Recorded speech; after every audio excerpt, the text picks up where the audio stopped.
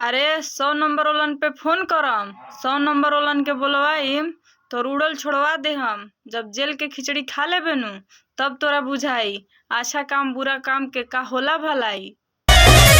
की बारू बेवफा सनम सोना मन रहे तू ही कहिलू।